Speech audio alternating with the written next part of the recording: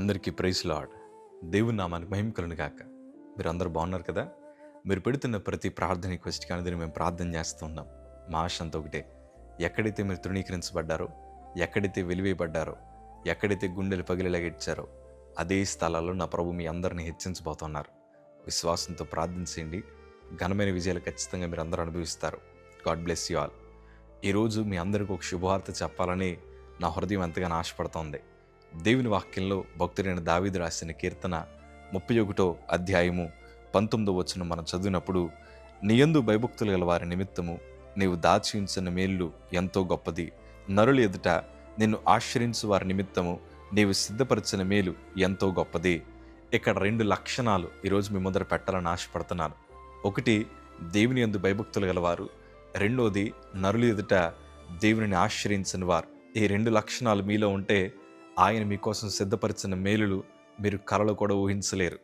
దావీదు కుటుంబం చేత వెలివేయబడ్డాడు, కానీ అయినను అది మనస్సును పెట్టుకోకుండా తనకిచ్చిన చిన్న మందను అరణ్యములో నమ్మకంగా వాటిని కాస్తూ దేవుని సన్నిధిలో చక్కటి ఆరాధికుడిగా దేవుని యందు భయభక్తులు కలిగి బ్రతకడం వల్ల ప్రభు ఆలోచించిన ఉద్దేశాలు ఎట్లని తెలుసా? ఈ మందను మేపుతున్న దావీదు సింహాసనం మీద కూర్చోవాలి. ఈ మందను మేపుతున్న దావీదు ప్రజలను పరిపాలించాలని దేవుడు ఒక ఉన్నతమైన ఆశీర్వాదాన్ని దావీదు కోసం దాచించారు.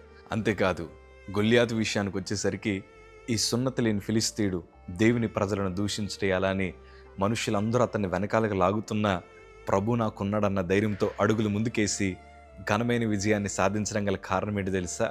అతడు ప్రభు మీద ఆధారపడినవాడు, మనుషుల వైపు చూడలేదు.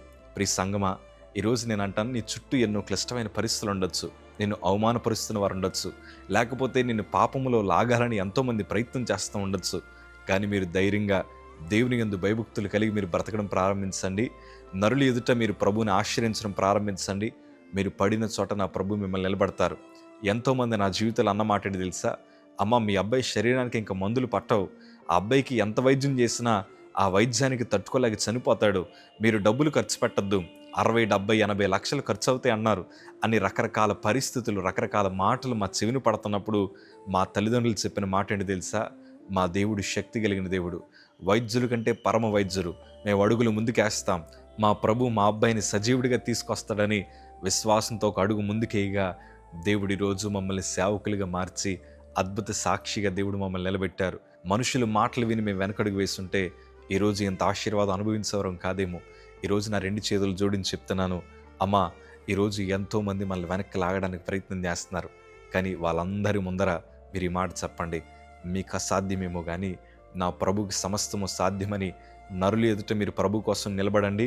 ఆయన మీకోసం దాచి ఉంచిన మేలు చాలా ఉన్నతమైనవి. మీ భక్తిని కాపాడుకోండి. దేవుని యందు భయభక్తులు కలిగి బ్రతకండి. యేసేబు భయభక్తులు కలిగి బ్రతికిన వాడే, అందుకే చెరసాలలో బ్రతుకుతున్న యేసేబు రాజు సింహాసనం మీదకి ఎక్కగలిగాడు. ఈరోజు మీరు కూడా అట్ట ఆశీర్వాదాలు పొందాలని ఈరోజు ప్రభు మీతో మాట్లాడుతున్నారు. ఎవరేమనుకున్నా పర్లేదు, మీ భక్తి జీవితం ఒకటి బాగుంటే చాలు, మీరు దేవుని మీద ఆధారపడితే చాలు.